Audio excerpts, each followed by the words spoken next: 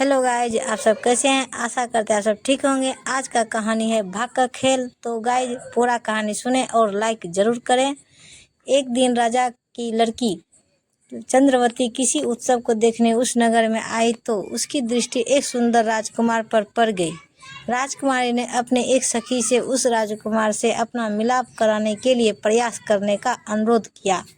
सखी ने राजकुमार के पास जाकर अपनी स्वामिनी के पीड़ा का वर्णन करके उसे राजकुमारी के पास चलने की प्रार्थना की।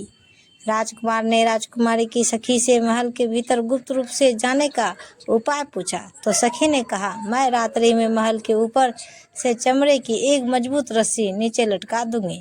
आप उससे से पकड़कर निश्चिंतता से ऊपर आ जाइएगा।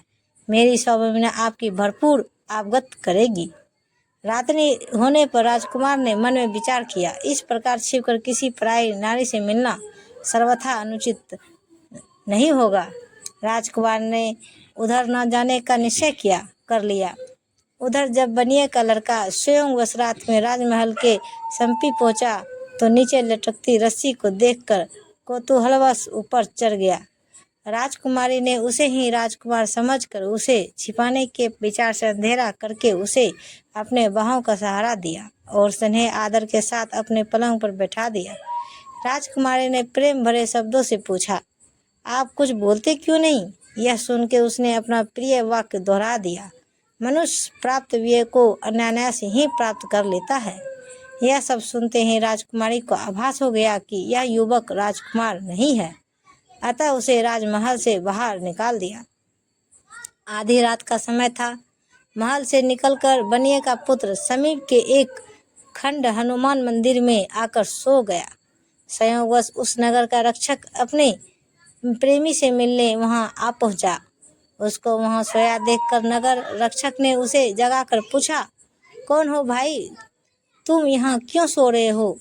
भाई, मुझे अभागों का तो न पता, कोई घर है ना द्वार, दुनिया में मेरा कोई सगा संबंधी भी नहीं है, कोई काम धंधा क्यों नहीं करता। नगर रक्षक ने सख्त लहजे में पूछा, कोई कितना भी परिश्रम क्यों न करे, मनुष्य प्राप्त व्यय को अनायास ही प्राप्त कर लेता है।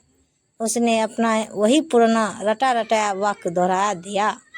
नगर रक्षक ने समझा कोई बेवकूफ है, इसलिए उसने उससे कहा, यह सोना मना है, कहीं और जाके सो। नगर रक्षक का आदेश सुनकर वह उठकर चल दिया, परंतु अंध निंद्रा की स्थिति में होने के कारण कुछ दूर जाकर एक छोटे से मकान के आंगन में जाकर सो गया।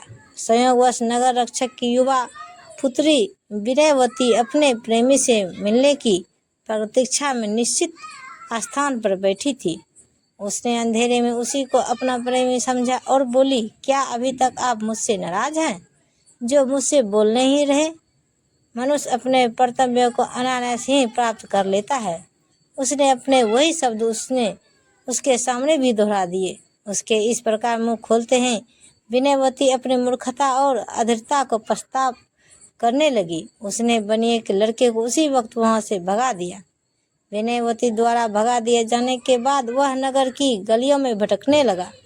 रास्ते में उसे गाजे बाजे के साथ जाती बारात मिली तो वह भी उसी मौन शामिल हो गया। बारात जब लड़की वालों के घर पहुंची और दुल्हन हाथ में जयमाला लिए जैसे ही दूल्हे के पास आई, उसी वक्त एक मदमस्त हाथी वहां आ पहुंचा। उसे देखते ही सारे बाराती लड़की को छोड़कर इधर उधर छिप गए। दूल्हा भी दुल्हन को छोड़कर कहीं जा छिपा। दुल्हन बनकर खड़ी लड़की हाथी को देखकर थर थर कांपने लगी।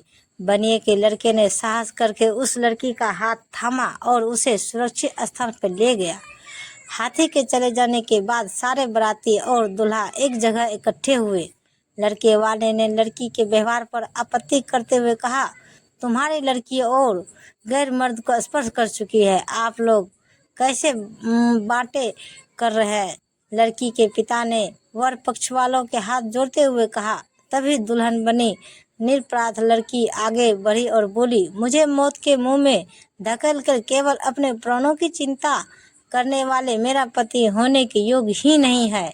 मैं स्वयं उससे शादी करने के लिए तैयार नहीं हूँ। तो बेटी, यह तू क्या कर रही है। लड़की का पिता घबरा कर बोला, मैं ठीक हूँ, ठीक कर रही हूँ पिताजी। संकट में साथ निभाने वाले और अपने प्राणों को संकट में डालकर मेरी रक्षा करने वाले इस युवक से ही मेरी विवाह करूँगी। इस बात विवाद में सुबह हो गई। संयोगवश राजकुमारी और नगर रक्षक की पुत्री विनयवती भी वहां आ पहुंची। लोगों से सूचना पाकर राज प्रमुख भी वहां आ पहुंचा। राज प्रमुख ने बनिए के लड़के से पूछा, कौन हो तुम बेटे? मनुष्य अपने कर्तव्य को अनायास ही प्राप्त कर लेता है। उसने एक बार फिर अपने ही वही शब्द दोहरा दिए। इस वाक्य को सुनते ही राजकुमारी के मुंह से निकल पड़ा, विधाता भी उसे रोक नहीं सकता। उधर विनयवती भी अपने आप में स्वयं खो बैठी और कहने लगी, मुझे न अपने किए पर दुख है और न ही आश्चर्य। राजा और नगर रक्षक को अपनी अपनी पुत्रियों के मुंह खोलने पर काफी हैरानी हुई। राजा ने इस सारे कांड की गुप्तू से जांच करवाई और सत्य का पता चलने पर दोनों कन्याओं का विवाह भी बनिए के लड़के से कर दिया। सेठ ने भी अपनी पुत्री की इच्छा अनुसार उसका विवाह उसी के साथ कर दिया। इस प्रकार उसने अपने कर्तव्य को अनायास ही प्राप्त कर लिया। कथा अनुसार मनुष्य अपने भाग से ज्यादा और समय से पहले कुछ भी प्राप्त नहीं कर सकता।